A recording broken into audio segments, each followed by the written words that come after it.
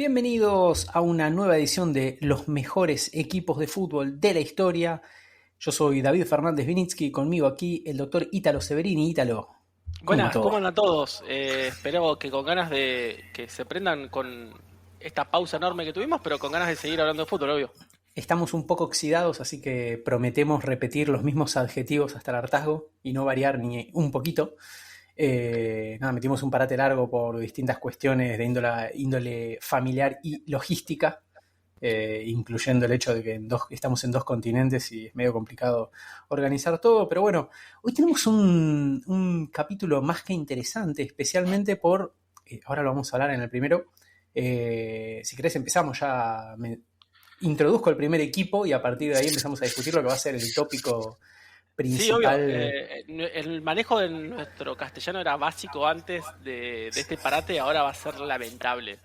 Exactamente, imagínense que yo estoy viviendo en Cataluña, Ítalo prácticamente vive en Chile, así que nuestro idioma el castellano, nuestro dominio del castellano es complicado. Eh, pero bueno, empezamos con un equipo. Pasa que, espera Sí, David, porque le quiero decir a la gente que hoy va a ser un capítulo de los 90, básicamente. Entonces va a ser un capítulo en el cual David y yo vamos a jugar con la nostalgia de una forma extraordinaria, por no decir increíble, porque vamos a decir increíble muchas veces hoy. sí, sí, va a ser la palabra más utilizada. Yo creo que el tema del día es, y lo uso como introducción para este primer equipo, es maximalismo contra minimalismo táctico. Sí, O recontra, sí, sea, sí, el sí, sí, sí. técnico por sobre todo, o sea, el sistema por sobre todo, contra, muchachos, el fútbol es simple, es la heladera en la cocina y el inodoro en el baño, fin. Y opuesto a esto, Y el inflador claro, anímico, ¿no? exactamente. Empezamos con un equipo que, bueno, en el periodo que nosotros estamos tomando gana 4 Premiers, pero básicamente gana 5 Premier League en 6 años, tiene una Champions League, una Intercontinental. Estamos hablando del Manchester City entre el puesto número 35, el Manchester City del 2020 al 2024, dirigido por Pep Guardiola. Sale campeón en el 2023 de la Champions League con la base siendo Ederson, Walker, Stones, Díaz, Ake, Rodri, Gundogan, De Bruyne, Bernardo Silva, Haaland y Grealish, con Julián, Marés, Cancelo, Cole Palmer y Phil Foden en el banco. Y Oh, bueno, entran otros jugadores también en el grupo, pero creo que es el primer exponente, y vamos a hablar de otro todavía más importante, de esto que yo estaba denominando como maximalismo táctico, esto del el sistema por sobre todo. Y acá me interesa mucho escuchar qué es lo que tenés para decir vos, Ítalo, especialmente sobre la influencia de este Manchester City en lo que es el fútbol hoy en 2025. bueno, el fútbol históricamente se dividió entre posicional y funcional en los últimos años, en la última década sobre todo. Los equipos posicionales eh, básicamente arrancan con Aragonés en España, después Guardiola es el máximo exponente de esto. Es el que mejor lo llevó a cabo, el tipo que tenía a Messi en su momento como para desarrollarlo, y después la billetera más gorda en lo que es el resto de su carrera, tanto en el Bayern como después en el el City de Guardiola directamente, ¿no? Es el City de Guardiola, no es el City de un jugador, no es el City de la Champions. Nadie va a recordar primero a Rodri antes que a Guardiola, nadie va a recordar a Haaland antes que a Guardiola cuando hable del City. Y en su extenso conocimiento del juego y de la naturaleza humana, Guardiola ha desarrollado un fútbol que hay gente que le gusta más, gente que le gusta menos, pero innegablemente resultadista. La forma más fácil de llegar al resultado es como lo hace Guardiola, manejando los jugadores con joystick y con intérpretes que entienden su fútbol y que manejan su idioma de una forma absoluta. O sea, Haaland era un jugador que en el Bayern Múnich, en el Borussia Dortmund agarraba la pelota atrás de mitad de cancha y escalaba la cancha para llevarse 3 o 4 defensores a cuestas, y ahora es un jugador que está entre los centrales y que su trabajo es no caer en offside y aprovechar la máxima cantidad de pelotas que le pongan los volantes o los extremos cuando engancha para atrás. Y eso creo que es el resumen perfecto de cómo juegan los equipos de Guardiola. Rodri, un jugadorazo de época extraordinario que acá parece un oficinista más, ¿no? Sí, es muy extraño porque nosotros nos criamos en la vieja y falsa dicotomía de menotismo contra bilardismo. Eh, Digo, es extraño ver cómo un fútbol de posesión y ofensivo es al mismo tiempo el approach más conservador que existe hacia un partido de fútbol. Es el sistema más rígido, es el sistema que más restringe la expresión individual de los jugadores, pero al mismo tiempo es un fútbol de ataque, es un fútbol de posesión, es un fútbol que requiere un nivel técnico y un conocimiento táctico altísimo. Entonces es bastante contraintuitivo respecto a lo que fue toda nuestra formación dentro de este deporte. Sí, totalmente, David. Y bueno, hablamos de jugadores de época realmente. Rodri, Mahrez, uno de los jugadores más subestimados de la historia de la Premier League. Creo que por su origen, supongo yo, ¿no? Tiene un trasfondo racista, y esto claramente, porque tipo, salió campeón con el Leicester, después salió campeón con el City de todo, después ganó la Champions con el City siendo figura. Un jugador totalmente subestimado. Después, bueno, De Bruyne, un jugador increíble, técnicamente súper dotado, una capacidad de pase 20 veces superior a la de Gerrard, por nombrar algunos jugadores de la Premier vieja, con gol, con despliegue, con disciplina táctica. Bueno, la disciplina táctica creo que es totalmente... Es la única forma de jugar con Guardiola. Una condición sine qua non para ser un jugador de Guardiola. Por eso se termina yendo Agüero en su momento, por eso se terminan yendo jugadores que no terminan de captar toda la sintonía de Guardiola, ¿no? Sí, más allá de que nosotros, creo que, bueno, ya los que nos escuchan hace rato lo saben, no es un tipo de fútbol que nos emocione ver, el de los equipos de Guardiola, por lo menos el de los equipos de Guardiola en los últimos 10 años, pero sí creo que se agradece hasta cierto punto el darle a una de las mentes más privilegiadas que ha dado este deporte la posibilidad de experimentar con una billetera básicamente sin fondos, tanto en el Bayern como en el City, que es lo que vos mencionabas. No muchos técnicos han tenido esa posibilidad y mucho menos técnicos que busquen el meter mano y controlar todos los aspectos del juego en todo momento. En ese sentido es casi como cuando uno agarra un videojuego y se pone a editar cosas al extremo para ver qué es lo que pasa, a ver cómo reacciona. Claro, tal cual, no sé, tal cual. poner un jugador de NBA Live del 2K 99 en todo, pero midiendo 1.50. O en el Football Manager editando la base de datos para, no sé, armar cualquier tipo de locura. Bueno, Guardiola ha tenido la posibilidad de hacer esto. Yo recuerdo en el Bayern Múnich un momento que creo que jugaba con 8 volantes centrales en cancha. Tipo, y los Y el que acomodaba jugaba en cualquier... de 5 era Lam. Claro, exacto. Era demencial.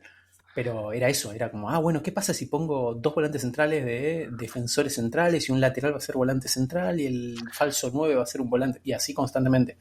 Y mucha gente va a discutir el lugar de la lista de este equipo porque probablemente no tenga un fútbol para recordar, pero salió campeón de la Champions invicto.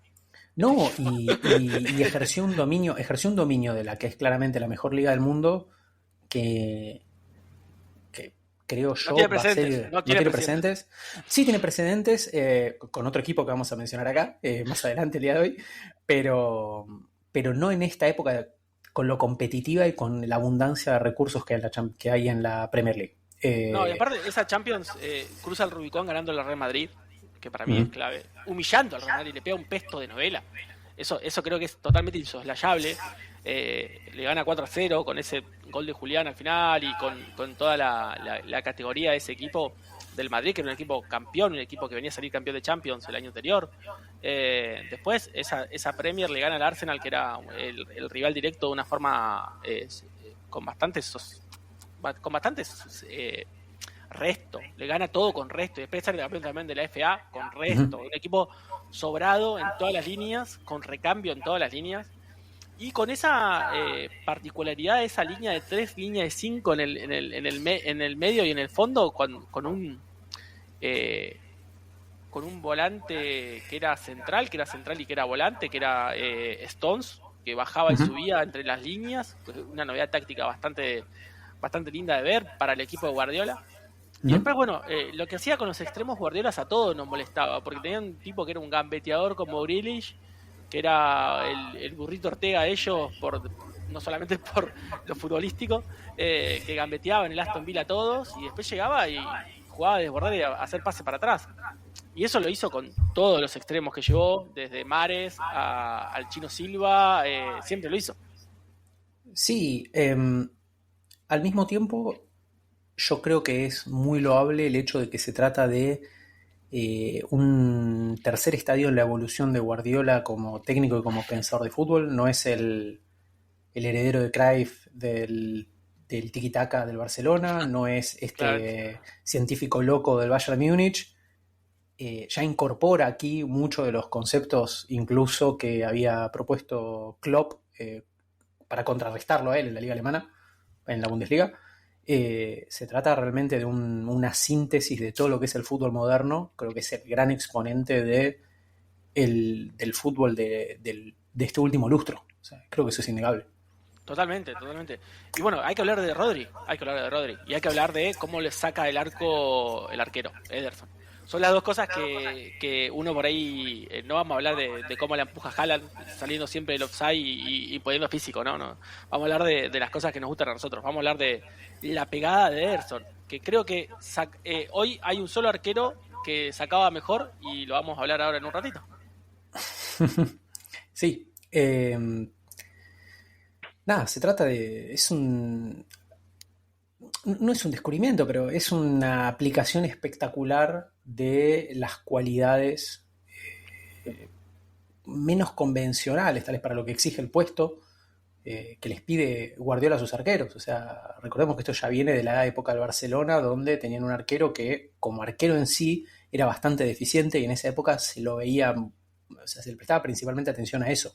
Pero ya Guardiola se estaba enfocando en algo, o sea, venía 5 o 10 años adelantado en el tiempo y le exigía algo completamente distinto a lo que se le pedía a cualquier otro portero. Sí, y bueno, y después Rodri, qué espectáculo, ¿no? Qué Y espectáculo Rodri es eso, o sea, Rodri es lo que, vamos a decirlo así, es lo que le hubiera gustado a Guardiola ser él. Sí, Es lo recontra, que sí, tal cual. en sus sueños él hubiera podido ser como jugador de fútbol. Guardiola, que fue un buen jugador, fue Sí, mucho obvio. más inteligente que talentoso. Eh, Tenía, más que talento, él tenía la técnica suficiente como para ser un muy buen organizador de un equipo de época. Pero Rodri, comparado con él, es un superdotado absolutamente.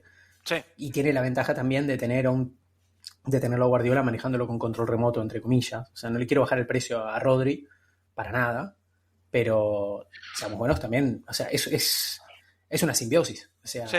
ambos son muy beneficiados en esa sociedad. Voy a tirar un hot take, pero hot. Creo que al final de la carrera de Rodri lo vamos a volver. Si tenemos que hacer una revisión de los 100 mejores de la historia, va a quedar adentro. Me gustaría ver cómo vuelve de la lesión, si te soy sincero. Pero viendo lo que fue el City esta temporada, te das cuenta de que fue el gran sostén de lo que fue el equipo de Guardiola. Sí, sí, totalmente, totalmente. Creo que Un balón de durante... oro totalmente justificado. Es muy loco porque creo que durante el proceso de este City nunca pudimos centrarnos en cuál era realmente el jugador. Porque había una temporada que parecía que era De Bruyne, otra temporada que parecía que era Gundogan. Era medio extraño. Viéndolo a Rodri en este momento, o sea, realmente la única variable que realmente afectó todo el juego fue la lesión de Rodri. Y Sí, que básicamente desarmó completamente al equipo. Eh, puede ser, no, necesita un poco más de perspectiva. También Rodri, a diferencia de otros jugadores españoles de generaciones anteriores y tal vez de generaciones posteriores, no tiene el mismo nivel de éxito internacional. Puede ser, o sea, que va a estar en la lista chica, sí, estoy 100% seguro. bueno, por eso digo que es un hot take, es una aproximación.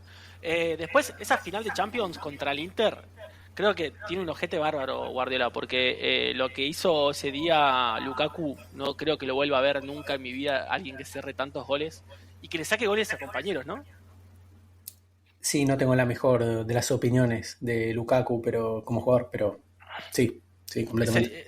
Ese día Lukaku le ganó la final al Inter, él, jugando para el Inter. Sí, sí, puede ser. Puede ser. Una, una cosa de locos lo de Lukaku ese día. Y bueno, Rodri mete ese gol, es el mejor jugador del partido.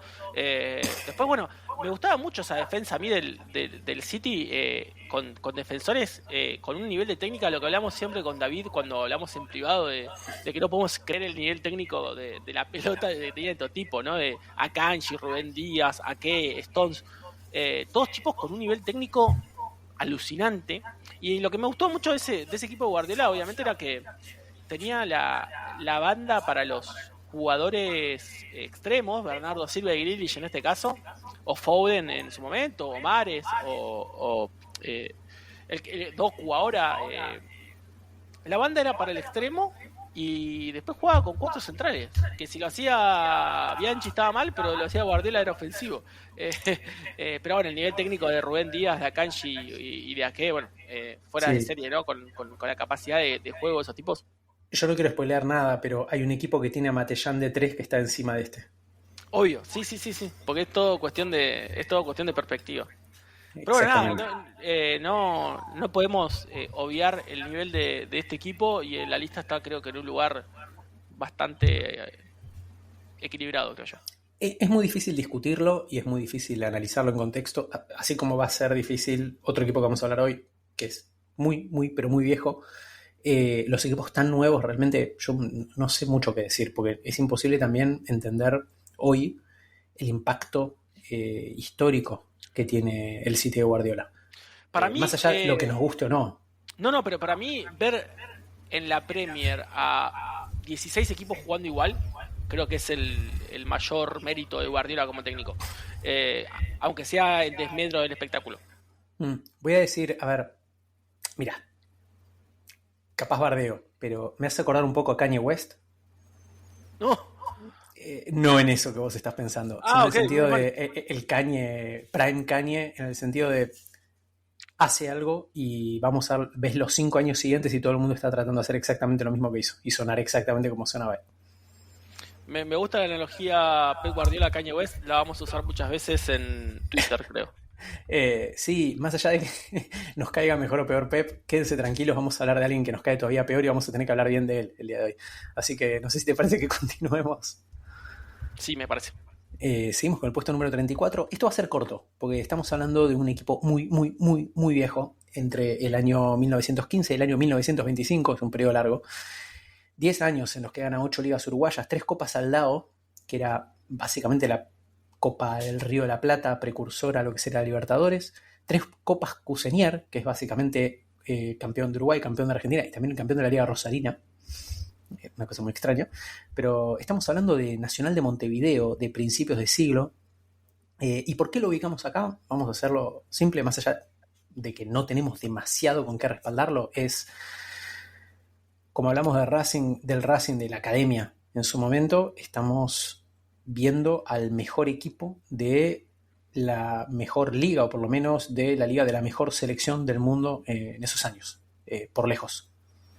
Sí, aparte estamos hablando de un equipo que tiene a dos integrantes del top 100 de jugadores, Sí. porque tiene a Sassi y tiene a Andrade, que metió la estadística de la liga, de la gira, la tenés ahí, David, son 130 goles a favor y 30 goles Y en 30 en contra. contra. Sí. Una locura. Y Una gira tiene, por Europa que luego equipos como Boca van a popularizar o San Lorenzo más adelante, pero que básicamente es luego del campeonato que gana Uruguay en los Juegos Olímpicos del claro, 24, invitan a Nacional, se hipoteca absolutamente todo para que ellos vayan a poder ir, se llevan de hecho jugadores a préstamo, Nasasi va a claro. préstamo, Nasasi en ese momento no era jugador de Nacional. Bueno, va Gierra, eh, va Sea, aparte de Andrade, Masario, uh-huh. Romano, Petrone, Petrone, Scarone, van todos.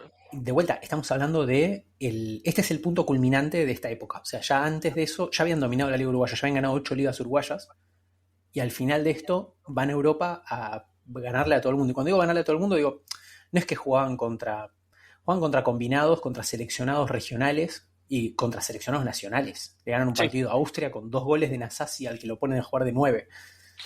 sí, hay algo muy loco esta gira, que es como la confirmación de que no fue un fluke, no fue un fluke lo de la Olimpiada. Para nada, o sea, Claro, la exactamente. Olimpiada Es la se confirmación de que son los confirma, mejores del mundo. claro, se confirma que son los mejores del mundo. Porque si bien le ganan a Génova, que era el equipo bicampeón de Italia, Sí. le ganan los dos partidos. Después le ganan a selecciones nacionales, le ganan a selecciones locales, le ganan a Barcelona, le ganan al Athletic Bilbao, le ganan a todos. Ujú. Los partidos que pierden son contra equipos que también, o sea, si ponen, ganan 3 y pierden 1, son cosas así, o sea, no es que pierden muchos partidos, y los partidos que ganan, aparte, nada, son por goleada, la gente llenando todas las canchas, 100.000 Ujú. personas en algunas canchas, Y en una época en además la cual el fútbol se estaba recién popularizando tampoco. es una Bien, gira de digo, 190 días con el campeonato uruguayo que se cancela por esa temporada. sí. Entonces, o sea, no sé cómo explicarlo, es como un super mundial de clubes, básicamente, porque son los Globetrotters Claro, nacional en ese momento. son los Globetrotters. Literal son los Globetrotters. Sí. Es eso, sin tener lugar donde entrenar, sin nada, van y se pasean por toda Europa ganándole a todo el mundo. Cuando yo dije le ganaron a Austria, estamos hablando de la que era probablemente la mejor selección europea La que era de ese ellos y momento. Yugoslavia. Ellos y Yugoslavia Claro. eran las mejores. Sí. Hay un partido que juegan contra la selección de la región de Roa en Francia, que Brasil hace un tiempo le había ganado 7-0, entonces le hacen una apuesta con Nacional de que no lo pueden superar y terminan ganándole 8-0. Claro.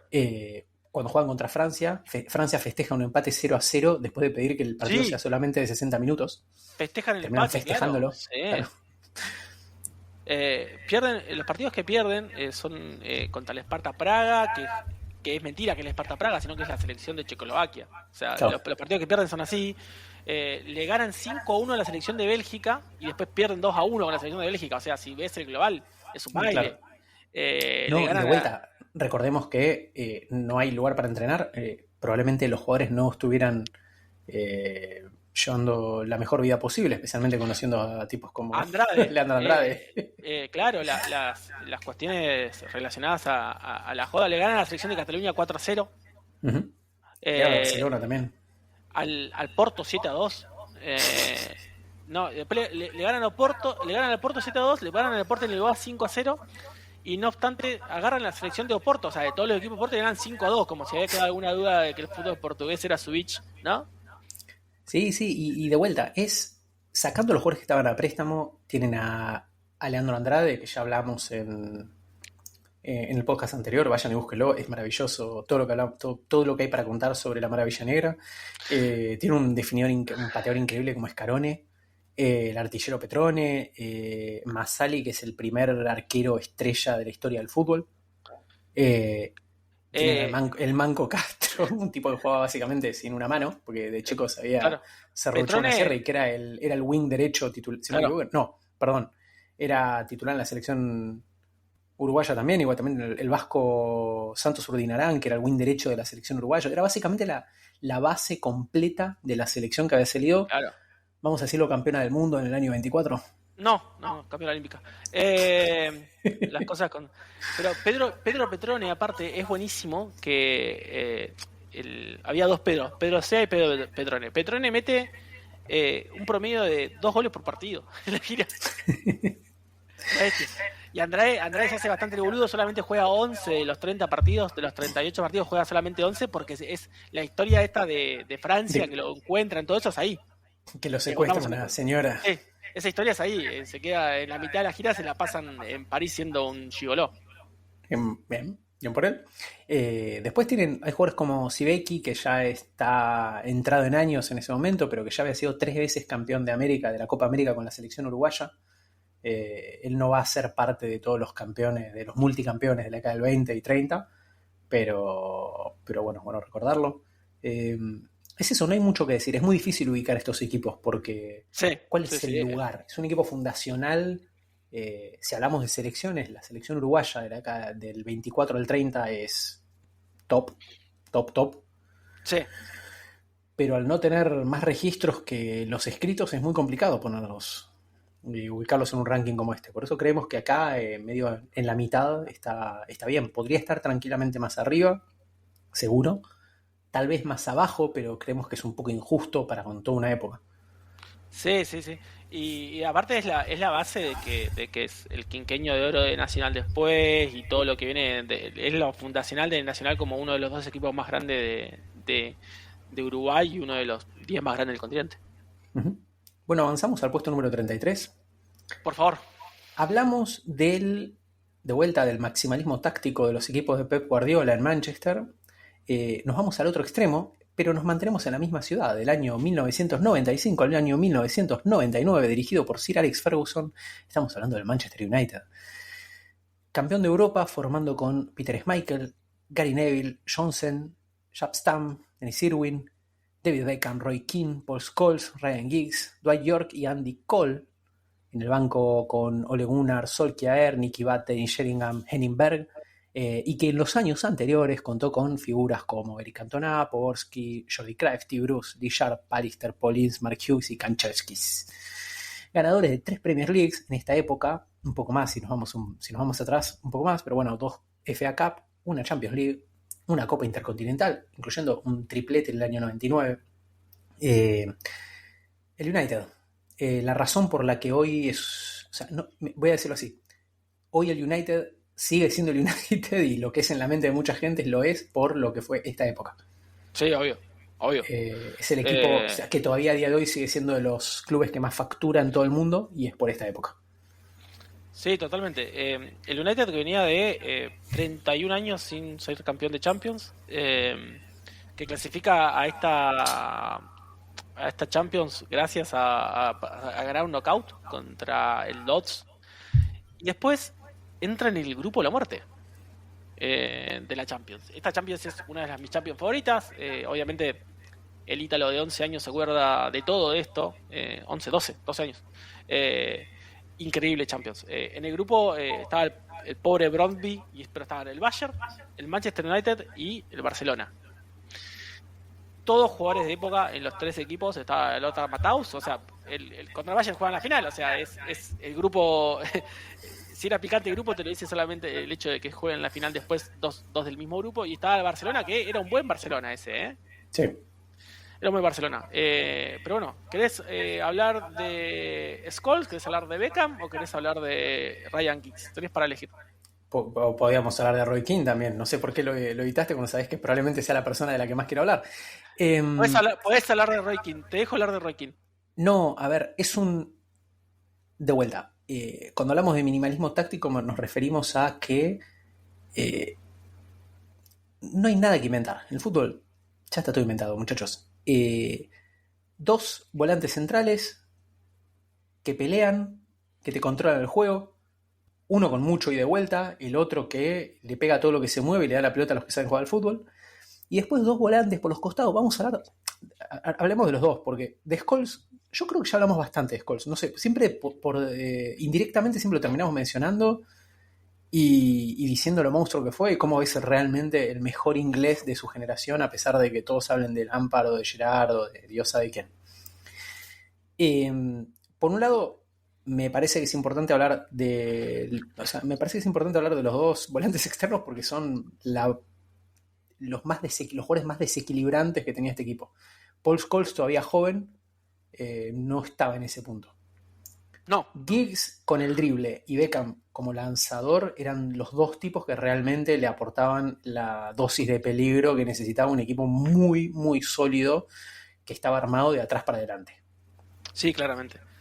Armado de atrás para adelante y con mucha razón, porque si sabías que tenías a alguien que era mejor que Shearer como York arriba, era más fácil, ¿o no? Sí. Eran muy buenos los 2. O sea, a ver, Dwight York, Andy Cole y Teddy Sheringham en el banco eran 3 muy buenos delanteros. O sea, hacían lo que tenían que hacer, hacían su laburo, muy buen físico, técnica, todo. Es como. Yo soy muy fan de Dwight York. La leyenda triniteña. Después jugando ese mundial de 5. Qué fenómeno, boludo. Qué monstruo, boludo. Claro, tenía un físico ese muchacho. Y clasificó su selección a un mundial y jugó 5. El chabón era un fenómeno, boludo. Un fenómeno. Yo la verdad que Dwight York es uno de los jugadores más subestimados de la historia. A mí me encantó toda la vida. Y eso que hizo de nunca nacionalizarse cuando podría haberse nacionalizado y jugado para Inglaterra. El hecho de haber jugado un mundial con Trinidad y Tobago es increíble, boludo. Es increíble. Su etapa en el Aston Villa es brillante, aparte. Es un jugador que que posta que a mí hasta el 2009 jugó en la selección, jugó del 89 hasta el 2009 jugó en la selección de Trinidad y Tobago, yendo siempre ahí, y ahora es el técnico de la selección de Trinidad y Tobago, así que tienen un hincha más para clasificarse al Mundial 2026. Ídolo absoluto, ya vamos a hablarlo. Es muy loco que este equipo gana la máxima presea del fútbol europeo cuando pierde a su mejor jugador. Sí. Ya vamos a... Pero bueno, volviendo un poco atrás, yo hablaba de la importancia de los dos volantes por los costados. Ryan Giggs, un jugador casi sudamericano en un fútbol inglés en el que esto no existía. O sea, cuando hablábamos en el ranking anterior, de los jugadores que cambiaron el fútbol inglés, les enseñaron que había una forma de jugar, de que el fútbol se juega con algo que no era pegarle con el puntín para que la pelota vuele 50 metros y alguien le pegue de cabeza y... Sí. Giggs, espera que se equivoque el burro del central del otro lado. Claro, Giggs era un gambeteador que no existía. Un wing casi sudamericano. Y después está Beckham, que es un jugador tan extraño, porque siento que siempre está o sobrevalorado o infravalorado. Siempre hay dos extremos. No hay forma de... nunca escucho a nadie que lo ponga realmente en el lugar que está, porque es un jugador que era clave en el esquema de Ferguson. Era extremadamente importante. En lo que eran, o sea, estamos hablando de uno de los mejores 33 equipos de la historia, de acuerdo a lo que nosotros pensamos, y decimos que es un jugador imprescindible. Entonces, el que lo vivió en su momento, cuando te querían decir es el mejor jugador del mundo, y vos decías, no, ¿de qué me están hablando? Pero eso a su vez te fuerza a ir al otro lado y bajarle el precio mucho cuando es muy injusto. Sí, no, aparte en la final ya habían perdido a... Scholes no puede jugar la final porque estaba suspendido, y Roy Keane tampoco podía jugar la final.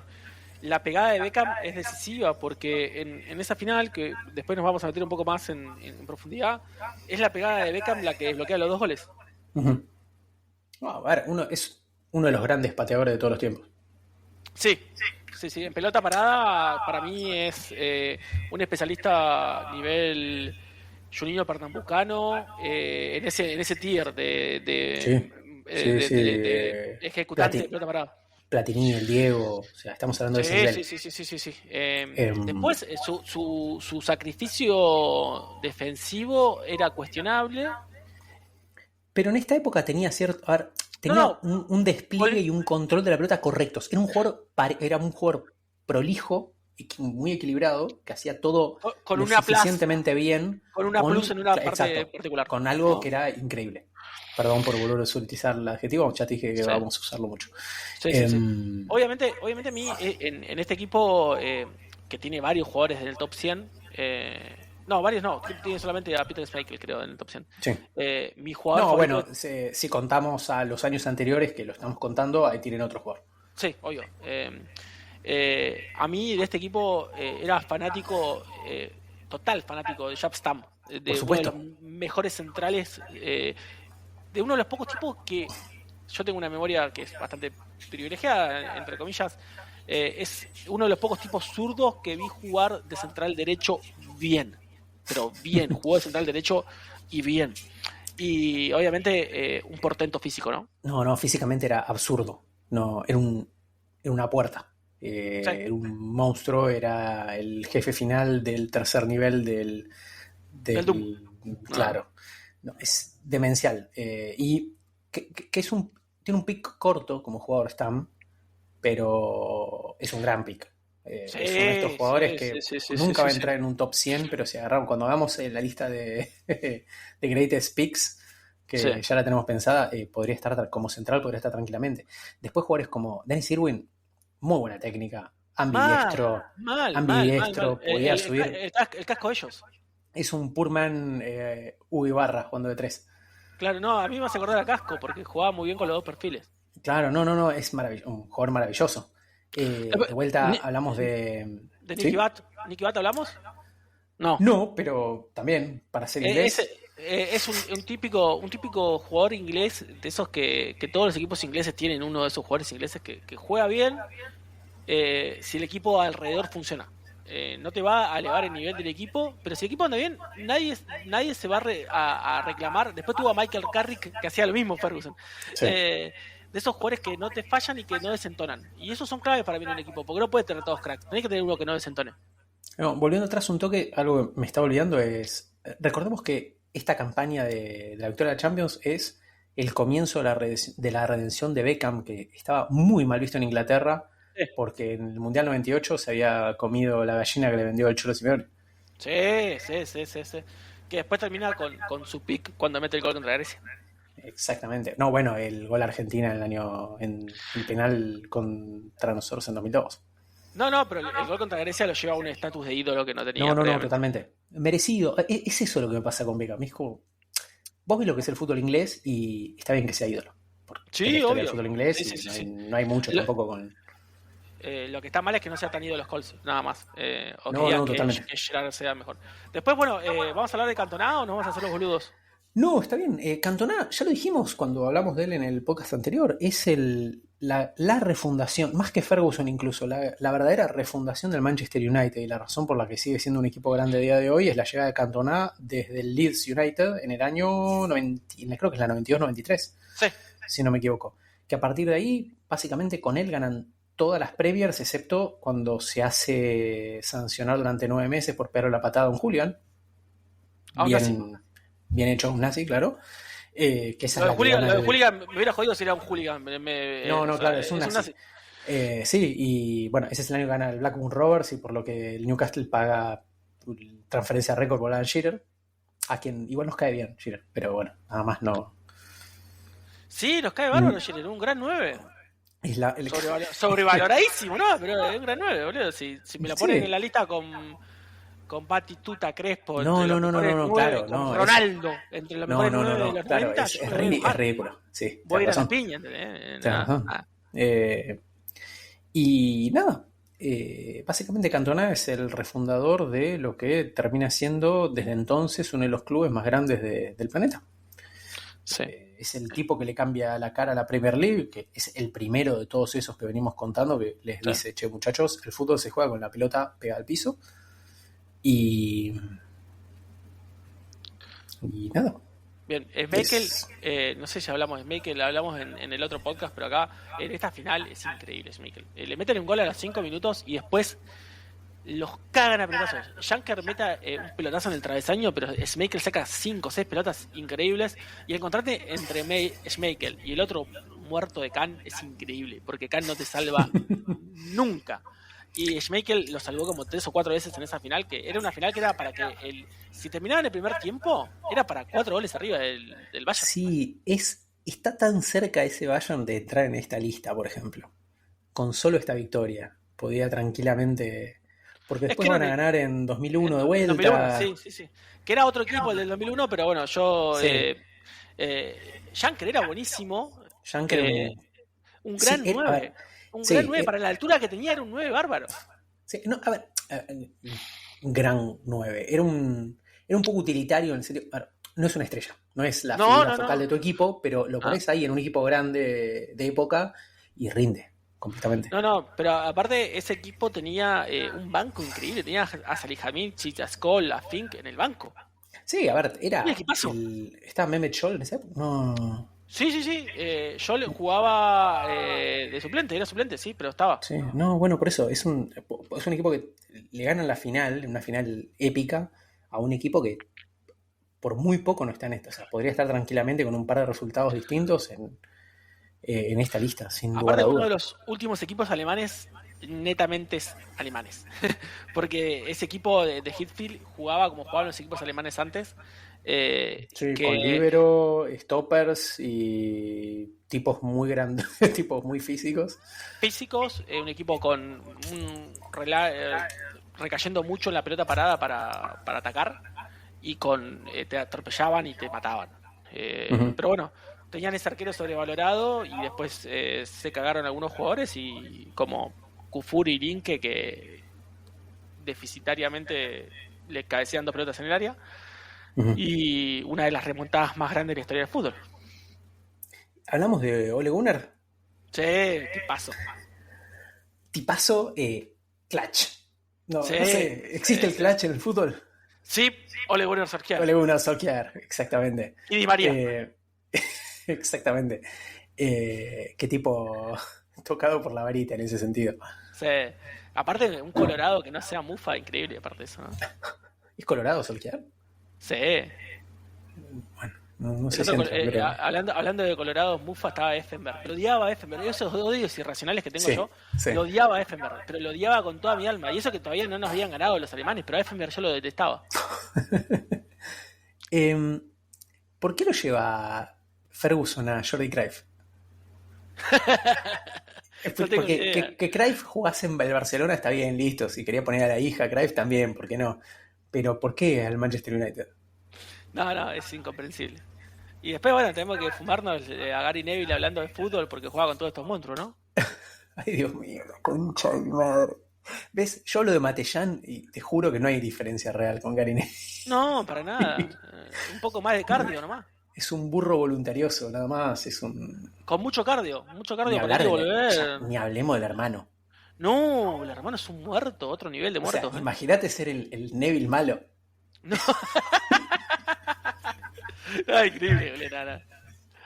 Ay, no lo puedo creer, boludo. Qué feo, por Dios. Qué horrible era Phil Neville. Con Giggs nos pasa un poco que, bueno, su posterior cancelación Sí, es un sorete. nos hace no quererlo tanto, pero qué Pero era jugadorazo súper Giggs. querible, era un Sí, jugadorazo. Encima era galés, no era inglés, entonces claro. lo podías querer sin culpa. Vos que sos Y, patagónico, todo el doble. claro. A mí me gustaba mucho Andy Cole, que era de esos jugadores que te llevabas por 2 mangos en los jueguitos siempre Sí. y nunca fallaban. Entonces, la nostalgia siempre me hace quererlo a Cole, que era un 9 que en el Manchester tiene un promedio de gol de 0,5. O sea, yo metí un gol cada 2 partidos. Que un 9 así lo necesitas siempre. Claro, yo después me acuerdo de Henning porque, si no me equivoco, estaba en el libro de oro del Mundial de Clarín como la figura de Noruega. Sí, obvio. Sí, Y sí, es sí, sí, todo lo sí. que necesito saber para, para tenerlo clavado en el cerebro para toda la vida. Sí, sí, sí. Después tenían jugadores como Blomqvist. Era un equipo nada, Mm, que no era un equipo espectacular, pero era un muy buen equipo. sí, y tenía, bueno, a ver, este es Nombres, el perdón, el equipo punto. sí era un equipo Sí, espectacular, perdón, el no, equipo era espectacular, pero Nombres no tenía un Cantona, no tenía alguien que sea sí, así, una es figura, el, el equipo de tal jugador. es el cenit de los Fergie Babes en el Sí, sentido de que el plantel completo, los, no sé, 23 jugadores, todos podían jugar. O sí. sea, todos podían entrar en cualquier momento y todos se iban a rendir. Que es algo muy similar a lo que le pasa en general al técnico del equipo siguiente. Y no sé si te parece que usemos ese segue para hablar del equipo puesto número 32. Yo quiero hablar del equipo que viene, necesito hablar del equipo que Por viene. eso, exactamente. Esto de, bueno, tenés jugadores en el banco de suplentes y todos van rotando y todos rinden y todos la rompen con ese técnico de forma absolutamente incomprensible. En el puesto número 32 vamos a hablar de un equipo de época desde el año 93 hasta el año 96, ganador de 3 torneos argentinos, una Libertadores, una Intercontinental y una Supercopa, dirigidos por Carlos Bianchi, formando la base del equipo campeón de América de esa Libertadores, con José Luis Félix Chilaberta, Armando Sotomayor, Trota Cardoso, el Negro Gómez, Pepe Basualdo, Bácedas, Tito Pompey, el Turu Flores y el Turco Asad. Estamos hablando de Vélez Sarsfield. Bueno, Bianchi es el mejor técnico de clubes de la historia del fútbol argentino, creo que está fuera de discusión eso. Y en su periplo por Vélez es increíble lo utilitario, práctico y sencillo que tenía ese juego, ese equipo. Gana una de las mejores Libertadores del siglo y después se convierte en un equipo de leyenda cuando le ganan la final a ese equipazo, ¿no? Uh-huh. Estamos hablando de... A ver, es un equipo que le va a ganar copas a 2 equipos que están en esta lista. Finales de copa. Sí. Ya no es poca cosa. Y Bianchi ya era ídolo en Vélez. Ya era uno de los jugadores más importantes de la historia del club. Muy Y discutida la vuelve. llegada de Bianchi a Vélez Sí, como técnico. Muy sí, discutida. Porque querían que se quede el técnico interino que estaba. Porque se va Manera trae la base del equipo, la arma Manera. Y después viene este técnico que en este momento se me hizo una laguna. Manieri. Que era. Sí, Manieri. que era el técnico que decían, bueno, tiene que ser este técnico porque el equipo estaba como antepenúltimo y lo pone Mariani, ahí está, Mariani, lo pone sexto y dice, no, se tiene que quedar este muchacho. Y llega Bianchi, que se había ido a Europa, nadie sabía cómo era como técnico, y bueno, pasa todo lo que pasa después. Sí, de hecho, a ver, primero salen campeones con un muy buen equipo en el año 93, campeones en Argentina. Sí. Un equipazo que va a tener a jugadores, claro, los jugadores que no van a estar después, está Almandós, está Pico, está el Gallo González, que también en estado de gracia completamente ese año. Sí. Y al año siguiente hay un poco de bardo también porque Bianchi abandona completamente a lo que después va a ser siempre en Boca, que es en el clausura lo abandona. Ya está, no importa el clausura, estamos jugando a Libertadores. Sí, es lógico, pero bueno, en ese momento estaba muy mal visto. Estaba mal visto, y aparte, Argentina venía de 8 años sin salir campeón de la Libertadores, cuando era algo habitual, era algo de todos los días salir campeón de la Libertadores. Y 8 años había sido el máximo tiempo histórico de Argentina sin salir campeón de la Libertadores. ¿Hablamos de esa copa? Por favor, sí. La fase de grupos es contra Boca Juniors, el Cruzeiro y el Palmeiras. Tocan a los argentinos con los brasileños todos juntos. En grupo de la muerte es poco, es el grupo del apocalipsis. Eso. No, pero aparte, hablemos un poquito de esos rivales brasileros del Vélez. O sea, volvamos un poco atrás, porque el peor equipo de ese grupo es Boca Juniors, que tenía al Beto Márcico, a Manteca Martínez. Pero, perdón, porque está el Manteca Martínez, que va a ser jugador de la selección campeona de América el año siguiente. Tenía a Mancuso, si no me equivoco, de volante, sí, que va a jugar de titular el Mundial ese año. Claro. O sea, no sé si se dan cuenta que tenía básicamente un volante central de la selección argentina titular del Mundial. En ese momento, no ni antes ni después. Y es lejos el peor equipo de esa fase de grupos. Sí, ¿querés nombrar a alguno de los nenes de los brasileros? Pará, porque no, tengo que buscarlo, porque en el Palmeiras estaban Rivaldo y Roberto Carlos. Dale, hacelo vos. En el Palmeiras no solamente estaban Rivaldo y Roberto Carlos, sino que estaban ya te digo, tengo acá, me la guardé acá porque estaba Celso Sampaio, titular en el mundial, campeón del mundo. Estaba el Mazinho, campeón del mundo también, ¿no? Sí. Estaba Freddy Rincón. Freddy Rincón era el mejor volante quizás del mundo. No quiero exagerar, pero Freddy Rincón a los 26 años venía de hacer el mayor baile de la historia argentina, creo. Sí, el mayor baile de la historia que se comió Argentina fue Freddy Rincón hace unas semanas. Después estaba Evair de delantero, que crack total, y estaba Zago, que después también jugó mundial. Estamos hablando de un equipo espectacular, pero espectacular es poco. Sí, y que era el segundo mejor equipo de San Pablo. Sí, tal cual. Dios mío. Mira, quiero abrir un paréntesis, porque ya lo hicimos lo vamos a hacer cada vez que hablamos de los 90, terminamos hablando de lo que eran los equipos brasileños en esa época. Es ridículo, no tiene ningún tipo de sentido. Habla del Cruzeiro, por favor. Cruzeiro era un equipo que venía a salir campeón del estadual y tenía un jovencito arquero que después hizo un poco de carrera, llamaba Dida. Estaba el lateral, los volantes, estaba Toninho Ceroce. No sé si se lo ubican a Toninho Cerezo.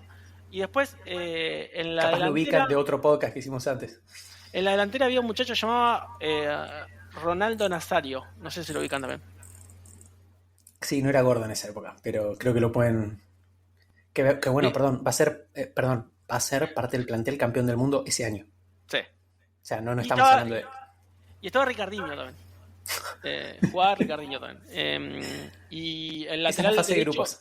Sí, el lateral derecho suplente era Giuliano Belletti. Capaz que lo conocen por haber metido un cable en la final de la Champions. Qué monstruo Belletti. Nada, volvamos a lo que es Vélez, porque Vélez. Bueno, yo tengo una teoría que es que Ronaldo aprende a definir gambeteando al arquero porque ve el partido ese Cruzeiro Vélez en Belo Horizonte empieza, a los 2 minutos mete un gol Ronaldo. Y el empate le mete el Turco Asad gamiteándose a Dida. Entonces dice Ronaldo, ve al Turco Asad definiendo gamiteándose a Dida y dice, esto es lo que tengo que hacer yo. Las dos cosas que tengo que hacer son engordar y gambetear a los arqueros. Y entonces podemos decir que la máxima influencia para que Ronaldo haya sido el mejor 9 de la historia es haberlo visto al Turco Asad. Listo, me compraste completamente. Lo amo profundamente. David niño de 6-7 años lo amaba profundamente al Turco Asad. El bailecito, un jugador carismático. Maravilloso. Maravilloso. Un carisma, boludo. Un carisma. Sí. Aparte estaba el cara de nada del Turu Flores al lado de este espectacular 9 gordo petizo que metía el culo y se acomodaba y le pegaba con un caño. El Turu Flores era un tanque. Mal, pero tenía cara de nada, boludo. Sí, obvio. Pero era un jugadorazo, claramente era un jugadorazo. Aprovechemos el momento para hablar de los pelotazos de Chila a los dos delanteros, eran dos nueves. Que pesaban 95 kilos cada uno. Sí, pero tú los Flores midiendo 1,80 m y el otro midiendo 1,45 m. No importa, los centrales salían a cortar y quedaban estampados, viste, como las moscas en la ruta. Mal, boludo. No, la diferencia física que hacían con cualquier otro jugador en el fútbol sudamericano era... Y después hay que hablar de alguien que estaba 20 años adelantado, que era el Pepe Basualdo. Qué monstruo el Pepe. Mal, boludo. Pero aparte de 20 años adelantado, un tipo que hacía todo dentro de una cancha de fútbol. Sí, básicamente. Era un volante moderno, o sea, sería un gran volante central hoy por hoy en el fútbol actual, del siglo XXI. Sí, al lado de un 5 posicional, o siendo él 5 posicional, porque tiene un despliegue, una técnica. Tenía todo. O sea, es un tipo que después con 38 o 39 años sale campeón, ya vamos a hablar de él, sale campeón de América también, y del mundo de vuelta. Importante. Y del mundo de vuelta, claro. Un tipo que fue jugador de selección, o sea, uno se olvida de jugar de selección, o sea, uno se olvida porque tuvo la mayor parte de su carrera y de sus éxitos deportivos fueron en el fútbol argentino, local, en una época en la que ya los jugadores se iban afuera, pero jugar de selección, totalmente. No, una cosa de locos. Y teniendo también, otra cosa, el Negro Gómez en ese momento tal vez el mejor 5 del fútbol argentino. Y River lo paga una fortuna, boludo. Sí. Era un crack. Era un crack, sí, totalmente. Bueno, Bacedas. Estamos hablando de Teucito, no hablamos de Bacedas, que va después a hacer una muy buena carrera en Inglaterra. Va a jugar. Debería haber jugado el Mundial 98. Seguramente. No, debería. Es parte de todo el proceso y no va, ¿no? Sí. Que el estúpido de Pasarela dice el jugador del 23 de la lista empieza con B larga y todos pensaban que era Bacedas, te voy siendo el pelotudo de Balbo. Bueno, no, mira, no es el momento. Ya tuvimos esta discusión 20 veces. Los que me conocen ya. Tengo esta parte. Mi memoria es muy rara, actúa muy raro. Le preguntan a Pasarela quién va a ser el jugador número 23 en el programa de Mirta Legrand. Le pregunta a Mirta y Pasarela dice: sí, el jugador número 23 empieza con B larga. Y todo el mundo asume que es Bacedas y termina siendo Balbo. Dios mío. Bueno, después Bianchi que planta el equipo, como Boca, más adelante, juega generalmente 4-3-1-2 de local, 4-4-2 de visitante. El enganche, o a veces volante por izquierda, es... Vos sos gallina, ¿qué tenés para decir de Tito Pompey? Porque yo tengo muchas cosas para decir, pero capaz... Me encanta Tito Pompey, una zurda privilegiada, boludo. Increíble, ídolo en el Oviedo. Ídolo en el Oviedo. Una pegada increíble la de Tito Pompey. Un tipo que se movía en 40 metros con toda la furia de la cancha. Sí, a una velocidad... no se puede hacer más lento. Imperceptible, claro. Pero no se puede hacer más lento. Jugadorazo, boludo, sí. Una técnica increíble. A mí uno de mis jugadores favoritos, voy a ser muy hipster con esto, pero ese equipo es Víctor Hugo Sotomayor. No, claro. Por supuesto. Pero un central que de los que no vienen más, boludo, no vienen más centrales como Sotomayor. ¿Qué tengo que hacer para que vuelvan centrales como Sotomayor? Hay un central ahí que odiamos todos. Horrible ser humano, probablemente. Todo confirma. O sea, todas las pruebas que tenemos lo confirman. Pero aparte no tengo ni que ni preguntarte a quién votó Trota. No tengo ni que saberlo. O sea, no tengo ni que... No, es obvio. Es obvio, boludo. A ver, tengo más dudas de quién votó Mauricio Macri en el balotaje que quién votó Trota, boludo. Perdón, un jugadorazo Trota. Mal, o sea, sí, no tuvo mejor carrera solamente porque no le debe querer ni la madre. No, pero aparte... otro tipo que podría jugar tranquilamente hoy, así, lo boludo, traslasa en el tiempo y podría jugar al fútbol hoy. Pero aparte vos, viste que en ese momento no tenían la caja torácica como ahora los jugadores, que ahora son una B corta. Trota era una B corta en el 94, boludo. Era una B corta, era rapidísimo, pero era fuerte, pero tenía buena técnica, era digo, todo. Tenía un físico privilegiado, aparte medía 10 centímetros más que Ratón Ayala. O sea, podría haber sido el 2 de la selección él, si no hubiera sido un estúpido. Totalmente. Es un tipo que, por talento y condiciones físicas, si no fuese un idiota y un pésimo, horrible ser humano, tendría que haber jugado 10 años en la selección. Sí. ¿Y después cuál era tu 4 favorito de este equipo? Porque había una discusión si era Sandoná o Alemán 2. ¿Vos eras Team Alemán 2 o Team Sandoná? Yo era Team Sandoná, obviamente. O sea, está bien. Es la pregunta que yo sabía la respuesta. La pregunta de Trota era más fácil que esta, boludo. Voy a contar, vamos a contar mis amigos ya lo conocen esto. Yo no sé si sabías esto. Ítalo. Cuando empiezo a tener internet en mi casa, yo no sé si vos sabías que hay uno de los beneficios de tener internet es poder acceder a cierto contenido que está producido específicamente para el público adulto. No sabía, me estoy enterando de esto. Pero bueno, en esa época era muy uno tardaba mucho en descargar videos, o sea, material audiovisual de ese tipo, y a veces lo bueno lo tenías que almacenar porque habías estado 8 horas para bajar eso. Y en mi casa, básicamente vos entrabas a la carpeta del juego PC Fútbol, que por alguna razón pesaba 800 megas cuando el juego creo que pesaba 50 megas. Dentro de la carpeta PC Fútbol vos tenías tipo data, juegos guardados, no sé qué, y había una carpeta que se llamaba Sandoná. Porque fue lo primero que se me ocurrió. Y estaba todo guardado ahí adentro. No sé qué tiene que ver con esto, solo más allá del impacto cultural que tiene el chino Sandoná. Claro, que tuvo Sandoná en mi vida.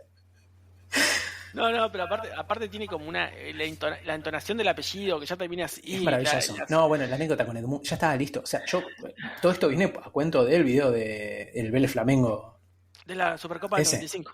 Que lo pensás y es horrible, le pega de atrás, es como, está todo mal. Un hijo de puta, bien, sí. Bien puesto igual, está bien. Pero aparte, está Romario tirando una patada voladora a Sandoná, es espectacular, boludo. Es una de las mejores historias de la historia, boludo. Pero boludo, lo que es ese Flamengo, o sea, te das cuenta. Perdón, vamos, seguimos abriendo paréntesis por todos lados. Flamengo con Edmundo y Romario, que eran dos jugadores titulares de la selección brasileña.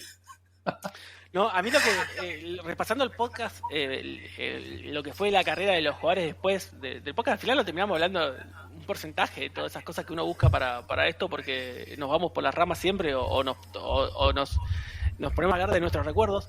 La carrera de Sandoná es espectacular, porque se va a la avispa Fukuoka de Japón a jugar y termina su carrera en Cerro Porteño siendo echado de Paraguay. Es espectacular, boludo, es espectacular. Una carrera fantástica, boludo, una carrera fantástica. Dos cosas: primero, no lo culpo por irse a Japón, y segundo, siendo echado de Paraguay me lo imagino onda los truques de Hazard escapándose en un auto. Igual. Y después este equipo que tiene, vamos a hablar un poco de fútbol, tiene a un Mauricio Pellegrino en el banco, un Usain, un Fede Domínguez. Eso iba a decir, después hay una camada, después aparece el Beto Camps, el Cholo Pose, más adelante, el año siguiente, con la lesión del Turco Asada, aparece el Cholo Pose, que era un monstruo. Está el Rifle Pandolfi, pibe, que va a aparecer Borici, a los años. Nada. Buen jugador, Borici. Viene una camada de pibes atrás, o sea, el plantel tiene mucha profundidad en parte por eso. Bueno, ahí sale todo lo del Club Modelo. Lo del Club Modelo sale de ahí. El campeonato económico. Claro. Vamos a hablar de la final contra el Milan. Primero hablemos de la final con San Pablo, si te parece. Dale. No los quieren dejar entrar a calentar y a practicar en el Morumbí. 100.000 personas ese día, Morumbí. El Chila se manda igual. Y va Valdier Pérez a echarlo, y Chila le dice: salí de acá, sos el peor arquero de la historia de Brasil, vos. Espectacular, boludo, espectacular. Y Bianchi en el medio del partido lo rajan, porque el medio del partido creo que de visitante es, cuando le grita al árbitro, le dice: sos el único uruguayo que no tiene huevos. Sí, espectacular, boludo, espectacular. Y le ganan de vuelta a un equipo que, spoilers, va a aparecer en esta lista. Un equipo de época, como pocos, como es el de San Pablo de Tele Santana. Sí, no me quiero explayar mucho de ese San Pablo porque ya nos va a tocar, pero esa final mete un gol básicamente Müller, que era un 9 que hoy en día valdría 60 palos, 70 palos, Ni hablar Paliña, si el hijo vale lo que vale, imagínate Paliña lo que vale ahí. Y esa final, boludo, lo que pega Vélez, boludo, esa final. La vi entera la todavía. Lo que pega Vélez esa final. Vélez tiene en total 6 jugadores amonestados y el Pacha Cardoso echado. Bueno, sí, eso suele ser común para el Pacha. Lo que pegaba el Pacha Cardoso, boludo. Sí, el Leche La Paglia se acuerda bastante de eso. Lo que pegaba ese animal, boludo. Sí, un hijo de puta que yo lo odiaba y con el tiempo me di cuenta que creo que modelé gran parte de mi juego alrededor suyo.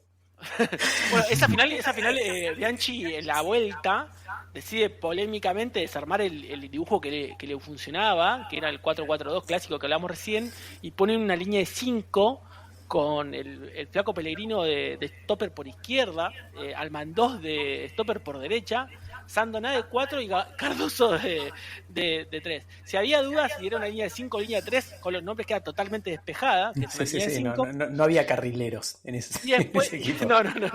Después arma un mediocampo con el Pepe de Sualdo, Marcelo Gómez de 5 y Baceas de volante como más suelto. Obviamente ese partido no era para Pompey porque con la frescura del Tito obviamente quedaba totalmente anulado, ¿no? Y después, bueno, el Turco Asad y el Turú. No obstante lo cual, después de que echan al Pacha Cardoso, lo saca al Turú y lo pone al Turquito Usain. Al Turco Usain, perdón. Al Turco, sí, señor. Entonces se arma un 5-3, un 5-4-1, no, un 5-3-1, perdón, con 10 jugadores. Espectacular.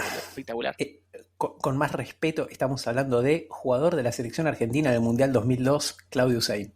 Boludo, tiene una faceta titular ahora que es lamentable, pero un gran tipo el Turco. Bueno, no tengo nada bueno para decir del Turco Usain en general. No lo decía como algo bueno que haya jugado el Mundial, que haya ido al Mundial 2002. No.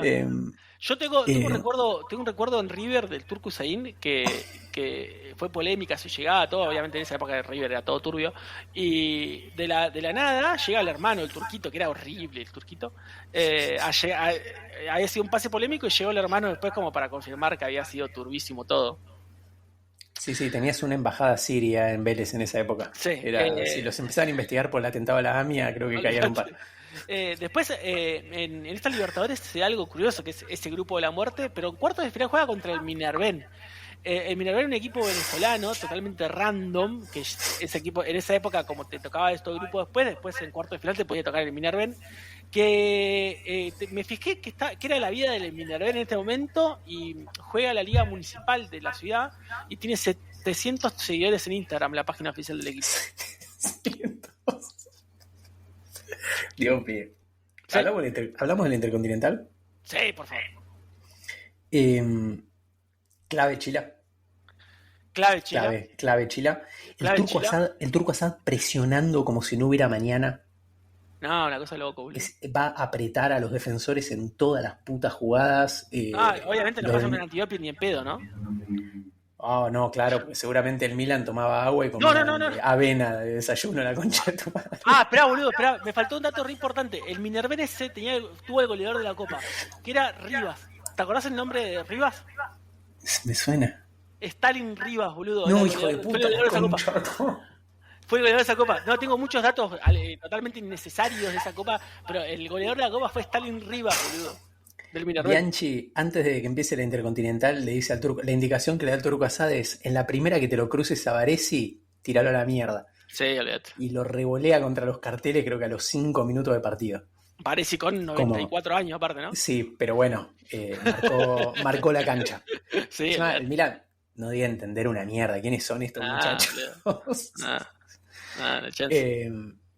Nada, bueno, ya lo dijimos hoy temprano, fuera del podcast, Costa Curta, que le da 2 intercontinentales a los equipos de Bianchi. No, de Costa Curta, lamentable, boludo. Lamentable. Es muy raro. Porque, es un papelón aparte de Costa Curta. Es muy raro porque para nosotros los argentinos queda marcado como un papelonero Costa Curta cuando fue un central espectacular. Sí. Es muy gracioso eso. No tengo nada que decir de la carrera de Costa Curta, salvo que hizo feliz a Bianchi 2 veces, pero como nunca era en la historia. Claro. qué espectacular esa final, boludo. Lo del Turco Asad es una cosa increíble. Sí. Sí. Costa Curta lo echan ese día, después de las cagadas que se manda, se va el Turco Asad solo, lo taclea de atrás y lo echan. Pero también echan desde el banco a Sandro Guzmán. Es un gran dato que tengo de esa final también. Guzmán Sound System. Lo tengo todavía en Facebook a Sandro Guzmán, porque hablábamos una época, un gran personaje. Ya Sandro, sí, pero lo borré de Facebook, no lo tengo más, lo borré de Facebook porque obviamente es antivacunas ahora, entonces hizo una... Nada me sorprende. A ver, no me lo esperaba. No me sorprende, pero no me lo esperaba. Estaba como en las campañas conspiranoicas en contra del COVID, ¿viste? Y decía que era todo. Y el otro día me fijé en su Facebook que está abierto y tuiteó un montón, y puso un montón de cosas en contra del plan Andiña que está planeando Israel para quedarse con la Patagonia. Y lo prefiero a Meteoro Caballero después de todo esto. Hablando de arquero de Vélez. No, boludo, increíble. Hace menos daño que Meteoro Caballero. Increíble, boludo. No, esa final del vamos a hablar después, ¿no? Pero nada, Savicevic, Boban, Donadoni, Desailly, Maldini. Un equipo que, de vuelta también, spoiler, está en esta lista. ¿Avanzamos? ¿Tenés algo más para decir de ese Vélez? Tengo un montón de boludeces, pero creo que estamos bien.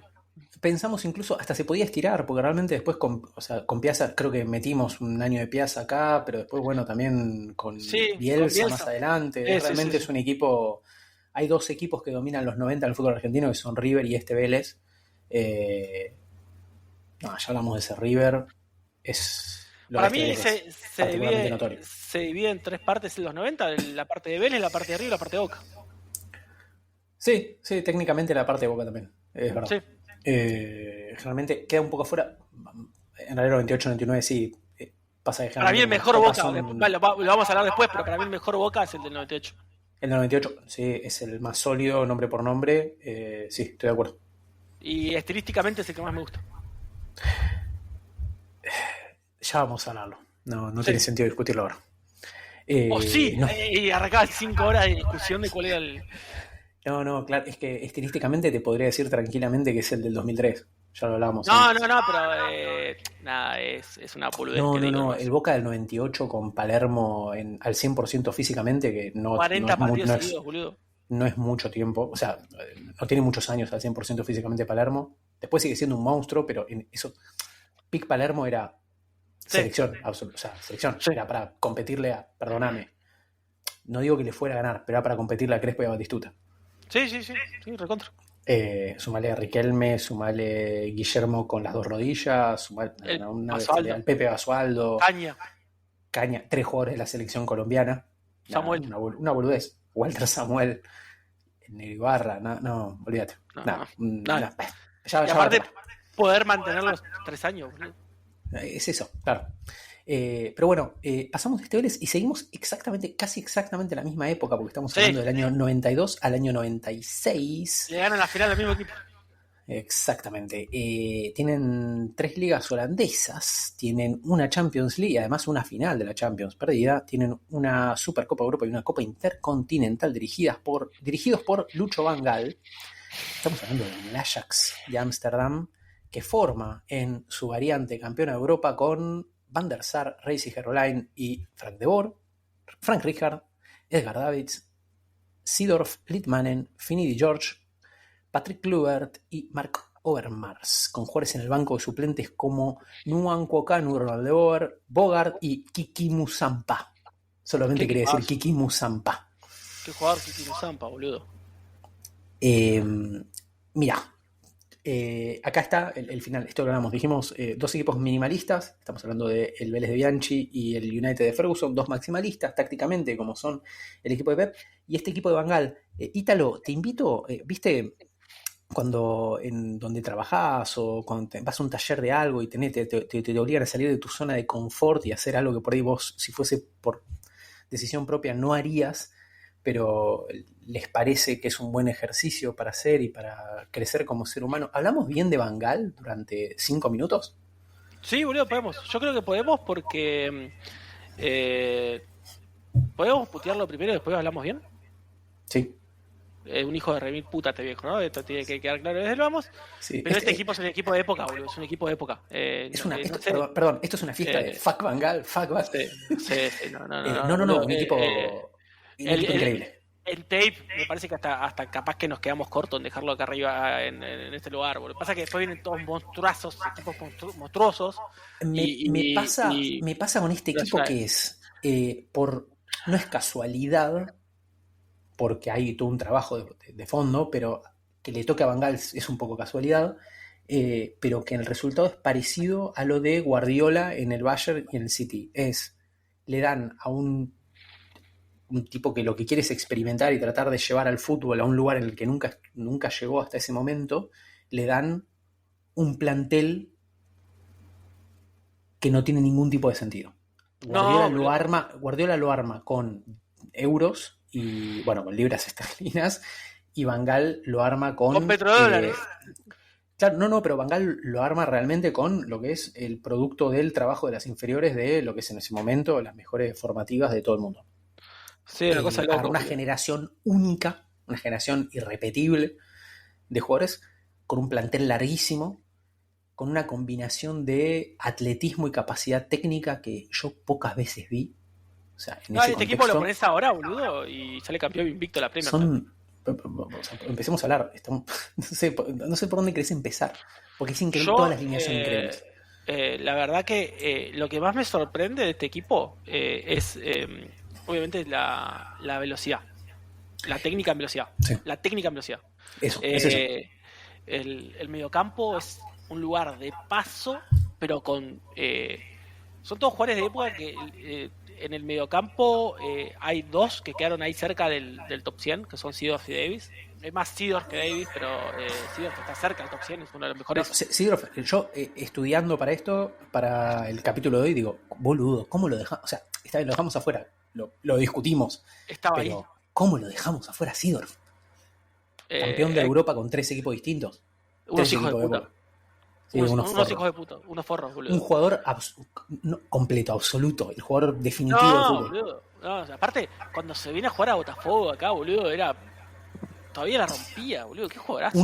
Un enganche con físico de 5 con despliegue, que puede jugar por las bandas, volante claro, americano, boludo, podía jugar por las bandas, podía jugar de enganche, podía jugar de 5, podía hacer cualquier cosa. Y encima, boludo, al lado tenía a Edgar Davids, que era el perro de presa definitivo. Claro, boludo, sí. Y atrás tenían a Frank Rijkaard. Ojo que De Boer en esa época, en ese rol que tenía De Boer ahí...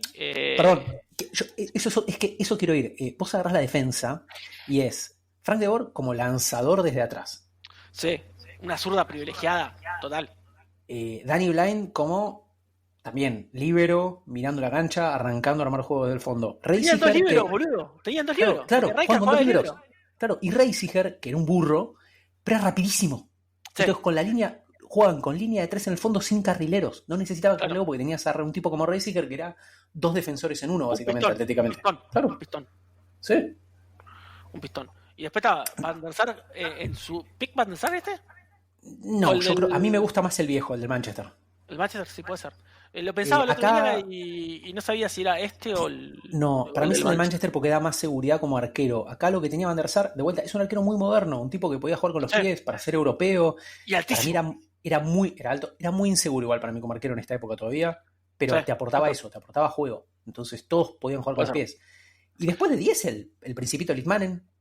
No, boludo, qué jugador. Monstruo. Pero cerrame la cancha, boludo, qué animal, boludo. Estuve viendo goles de Litmanen. Bueno, ese Ajax, vamos a hablar un poco, ese Ajax sale campeón invicto de la Eredivisie. Y después en la Champions la rompen, pero... salen campeón invicto de la Eredivisie y los goles de Litmanen en las canchas de barro esa, boludo, porque ahora parecen todas un billar las canchas de Holanda, pero en esa época eran todas llenas de barro, encima básicamente calmar ahí, todas las canchas llenas de barro y Litmanen parecía bailar, boludo, era una cosa increíble. Y después, bueno, otro jugador sudamericano, Litmanen. Sí, recontra. Finney George, respecto absoluto. Y ahí está, a ver, yo creo que el gran valor de Van Gaal está en jugadores como Reisiger y también como Mark Overmars, tipos muy limitados, pero que hacían una cosa muy bien, o sea, corrían. Sí. Entonces, en el sistema eran tipos que esplendían completamente. Overmars, que va a ser un asco en el Arsenal, lo siento mucho. Sí. Acá con toda la banda para correr campo a campo, es como cuando soltás un galgo al lado de la ruta. Mal. Tenía todo el espacio del mundo. Sí. Aparte con los lanzadores que tenía, ¿no? Claro, exacto. Tenías desde el fondo, le tiraban pelotazo de 40 metros y decían, tomá, te hacías. Tipos técnicamente perfectos. Y aparte, bueno, y hablando técnicamente perfectos, el 9 perfecto. Sí. O sea, arrasas un laboratorio y creas al centro delantero ideal y sale Patrick Kluivert. Sí, boludo. Increíble. Increíble jugador. Físico, técnica, definición, todo. Tenía absolutamente todo. ¿Cómo corre las líneas alrededor de las líneas para evitar el offside, boludo? Es para mostrárselo a los pelotudos que juegan de 9 ahora, boludo. Un tipo, además, perdón, uno de los grandes underachievers de la historia del fútbol europeo. Sí, no ni por alcohólico ni nada, es como no sé qué onda pajero, porque eligió mal a dónde ir, porque para mí no tendría que haber ido a Barcelona en ese momento. ¿Pero no va al Milan antes? Puede ser, capaz que se me hizo una laguna. Déjame, porque creo que es uno de esos muchos que tipo onda Vieira que primero fracasa en el Milan. Estoy casi seguro que sí, porque estaba en el FIFA 98. Fue. Tenés razón. Lo tenía porque está en el FIFA 98 en el Milan. Sí, fue al Milan, ya lo busqué. Encima, otra cosa es, Kluivert tiene un mal día, metamos a Nwankwo Kanu. Claro. Bueno, acá pasa algo mismo que pasa en la Champions del United, que juegan el Ajax y el Milan, están en el mismo grupo. Yo vi resúmenes de todos los partidos de la fase de grupos, que el otro día te estaba contando que estaba viendo al 7, donde la carrera del 7 del Casino Salzburg. Ese equipo del Ajax arrasa ese grupo. Ganan, salen invictos del grupo y jugando 2 partidos, le ganan los 2 partidos al Milan, de hecho. Y después tienen. Bueno, es campeón invicto de la Champions. Es campeón invicto de la Champions y es campeón invicto de la Eredivisie, de este equipo.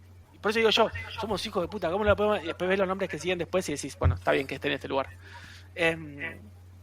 Le gana por goleada al Bayern Múnich, le gana por goleada al Hajduk Split. De local era fuertísimo este equipo, fuertísimo. No, y a ver, lo otro es que es espectacular es la edad de los jugadores. Sí, Kluivert, increíble. A ver, Kluivert, que tal vez era uno de los mejores 9 del mundo en ese momento, debuta esa temporada. Sí. Debuta en primera esa temporada. Seedorf creo que tenía 19 años. Sí, boludo, sí. O sea, Rijkaard y Blind podrían ser los padres de todos los jugadores que jugaban en la cancha. Sí. Van der Sar tenía 19 años. Un arquero titular de Champions con 19 años. No. Por eso digo, es una generación única. Y hasta es una lástima que haya pasado en el Ajax, porque si pasaba en un equipo grande de una liga un poco más fuerte, por ahí podían mantener la misma base durante más años. Esta base dura nada. Son 2 o 3 años con toda la furia.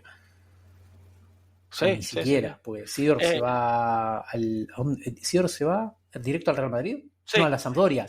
No. Sampdoria primero, después Real Madrid. Sampdoria, después Real Madrid, Edgar Davids se va a Italia, Kluivert se va al Milan. Los de Boer se van derecho a Barcelona. Sí, bueno. Y después, bueno, Lismanen se rompe todo. Pero bueno, esta combinación de técnica y atletismo. Lo loco de este equipo es que casi ningún jugador está en lo que podemos denominar el pick de la edad de un futbolista. No, claro, son muy viejos. Pasados o muy jóvenes, ¿no? Litmanen, capaz. Puede ser. Danny Blind. Litmanen tenía 24. 22, bueno, sí. No tenía 24, tenía 23. ¿Blind cuántos tenía? Blind creo que sí, es el más. Puede ser el único puede ser Blind. Los de Boer tenían 23.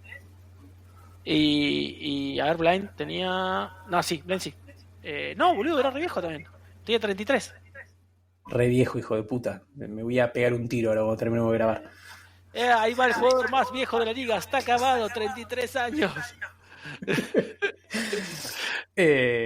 Bueno, eso sin decir... Bueno, no quiero entrar en detalles, pero tal vez Finidi Giorgi y Nwankwo Kanu no tuvieran la edad que marcaban los documentos. Finidi Giorgi sí estaba en Prime. Finney sí estaba en Prime. Finney tenía, lo leí porque él lo decía, tenía 24 años. Y para un extremo era la edad. Lo gracioso de Finney que viene derecho de Nigeria para jugar en el Ajax. Tenemos que hablar de dos cosas. Primero, de la calidad de esa generación de jugadores nigerianos y después de la musicalidad de los nombres. Porque Finidi George, Taribo Kanu, West, Taribo West, Tijani Babangida, no, boludo, qué jugador aparte de Babangida. Celestín Babayaro. No, boludo, sí. JJ Okocha. Uno de mis mejores amigos le puso Taribo al perro porque estaba fascinado con Taribo West. Como cualquier persona que haya jugado al Championship Manager 2001-2002 lo está. Que aparecía libre al principio del juego, entonces todo el mundo lo contrataba en todas las partidas. No, aparte Taribo West en los Juegos Olímpicos del 96, con ese pelo era revolucionario. Todo el mundo quería tener ese pelo. Era increíble. Alguna vez vamos a tener que hablar de esa generación de nigerianos porque son todos jugadorazos. Recontra estoy. Bueno, la final esa, boludo. Vamos a hablar de esa final porque es una final increíble. No parece que pasara mucho, pero es un partido increíble. Se retira Varesi, creo, después de eso. Costa Curta pierde la marca de Kluivert. Costa Curta pierde la marca de Kluivert. Te juro que en el gol le queda el rebote a Kluivert y mete el gol gracias a eso. Y como no puede ser de otra forma, Van Gaal se equivoca hasta como tiene razón, porque ese día saca a Lindmanian para poner a Kluivert, que era suplente. O sea, puso a Kluivert de suplente, el hijo de puta, boludo, para poner a Overmars. Dios mío. Para poner a Overmars encima. Claro. Y encima ni siquiera entra Kluivert primero. Entra Kluivert por Lindmanian, encima se equivoca también en el cambio. Overmars juega todo el partido y juega a Seedorf, sale Seedorf para que entre Kanu. Sí. Yo... A ver, le quiero a la derecha a Van Gaal, vamos a hablar bien de él un poco. Le toca una generación dorada de adolescentes y los pone a todos. Sí, obvio. Yo no sé si Van Gaal en otro año hubiera hecho lo mismo. Otro año de toda su carrera. Para mí sí lo hace, ¿sabes por qué? Porque esa edad todavía no tiene las mañas del futbolista más grande que por ahí se le planta. Yo creo que tiene más problemas con los jugadores más grandes que se le planta que con pibes. Yo creo que le va mejor con pibes que con jugadores grandes. Puede ser. Además los había trabajado en las inferiores. Claro, por eso. Recordemos que en el 91 Bin Haken se va al Real Madrid y agarra a él que estaba trabajando en las inferiores del Ajax. Para mí la clave de Van Gaal es agarrar pibes chicos que no se le puedan plantar y no se le puedan revelar, entre comillas. No, y los hace jugar, todo bien, con un sistema muy adelantado a su época. O sea, como podríamos hablar de Bielsa en esos mismos años, muy adelantado. El nivel del aprovechamiento de los espacios, el explotar el atleticismo de los jugadores, o sea, realmente es algo, la mezcla de capacidad atlética y técnica en los jugadores, es algo, o sea, es un equipo muy moderno. Sí, boludo, muy moderno. Ganan, perdón, no mencionamos, creo que ganan la Copa UEFA en el 92 con Bergkamp, no sé, creo que no entra acá en lo que pusimos, pero bueno, si quisiéramos... pierden a su mejor jugador. Pierden a su mejor jugador porque se va a Bergkamp y bueno, ahí entra. Hay una anécdota muy graciosa que es que a Ronaldo le preguntan si iba a salir goleador él o Kluivert y dice Ronaldo, no, voy a ser goleador yo porque voy a meter 30 goles. ¿Sabes cuántos goles metió Ronaldo? 30 goles. Exactamente. En 94-95 salen campeones invictos, meten 106 goles en 34 partidos. Una cosa de locos. Le meten, más de 3 goles por partido, promedio. Yo tengo le meten un 5-0 al Feyenoord faltando una fecha. El Feyenoord era el máximo rival. Y al Sparta Rotterdam le meten un 8-0, boludo. Perdón, al Milan le ganan 2 veces en fase de grupos. Sí, lo que te decía, le ganan 2 veces al Milan en fase de grupos, boludo. Y sale campeón invicto de la Champions, boludo. Es increíble. Le ganan 5-2 al Bayern, boludo. No, eso es lo que digo, eso me jode. Si este mismo equipo hubiera estado en un, no sé, en un United, en un Barcelona, en un Madrid, en un Milán, por ahí teníamos esta misma generación durante 10 años, como tuvimos a los Fergie Babes o qué sé yo, cualquier otro equipo. Y aparte no tienen el problema que nosotros cuando a mí nos gusta mucho el básquet, y si tenés todos pibes en básquet, después tenés que pagarles a todos juntos y tenés que ir con la tapa salarial, acá no. No hay tope salarial. Claro. Nada, el fracaso en todo caso está en lo que fue la selección holandesa todos los años posteriores. Sí, totalmente de acuerdo. tal vez el equipo, perdón, fuera de Brasil, el equipo que mejor juega al fútbol en el Mundial 98. Estoy totalmente de acuerdo. Pero no clasifica al Mundial 2002, dirigido por Van Gaal. Es un hijo de puta, boludo. Sí. Era el Mundial, Sí. aparte. El Mundial 2000, Sí, es el 2002 era Mundial que llegan todos en su pick, todos estos jugadores. Pero y- aparte, no, previo al Mundial 2002, están todas las publicidades de Nike que nos fascinaban. La de la Sí. caja, todas esas con Davis y Seedorf en todas las publicidades, esas increíbles. boludo. Edgar Davids era uno de mis jugadores favoritos de Sí, chico ahí, pero por lejos. pero En era la uno de los Juve, jugadores. Aura. sí, Dice los pibes ahora. aura, y además era Bane, Sí, en pero más de un aparte sentido. le robó el aura a los de Boer, que no tenían los jugadores con menos aura de la Claro. historia. Sí. Bueno, Van der Sar. Sí, también, boludo. Pero Edgar Davids era Bane, digo, en el sentido de que era un portento Sí. físico, pero además creo que no tenía sangre ya a esa altura, en el 2002. No, tenía- una cosa de loco, boludo. Tenía sangre de xenomorfo, meaba y tipo, corroía el migitorio. Y en La este Juve, equipo estaba Bogart, estaba Winston Bogarde, que también otro burro, pero que uno de los peores físicamente jugadores de era la historia, un... boludo. Sí, pero físicamente era un monstruo, boludo. Son estos chabones que, está bien, sí, juegan mal al fútbol, pero ¿sabes qué? Juego con 3 en el fondo y sin laterales, así que, ¿sabes qué vas a tener? Tenés que cubrir 50 metros de campo vos solo, suerte. Está bien, era lo que necesitaba. Había lugares donde necesitaba tipos ultra talentosos y lugares donde necesitaba chabones que corrieran mucho, muy rápido. ¿Qué pegaba Fran de Boer, boludo? Sí, otros, underachievers, absolutamente, los dos de Bor. ¿Cuál era el mejor? No, el mejor era Frank. El de Boer muerto. Sí, el 3. Sí, el que jugaba 3 de Boer. A mí me Claro. gustaba más. Sí. El volante. Si no me estoy equivocando, Frank era el central, sí, el central. Fran era central el los 3. defensor. Sí, jugaba ese. de 3. Sí, lejos. El otro era el Gustavo, pero Sí, clarísimo, pero, era el Phil Neville.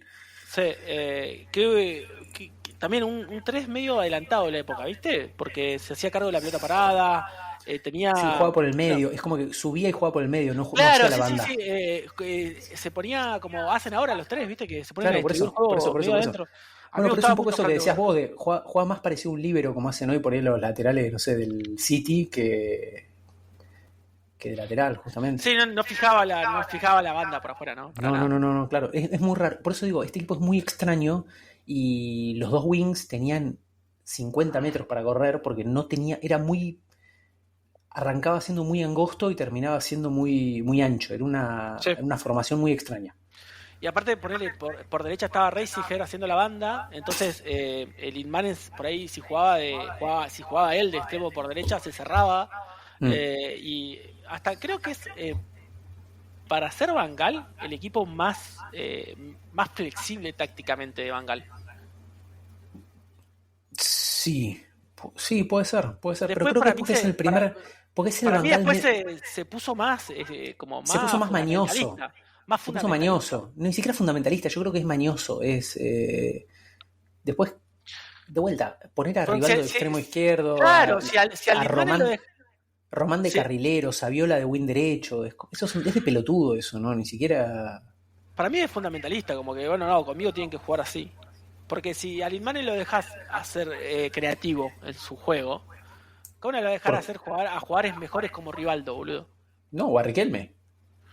No sé si era mejor que Litmanen.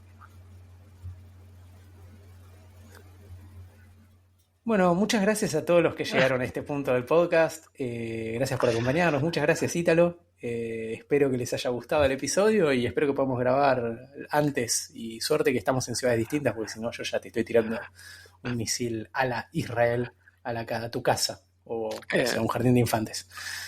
Les dejamos esa charla para que discutan ustedes si Litmanen o Pete Riquelme con cuál se quedan.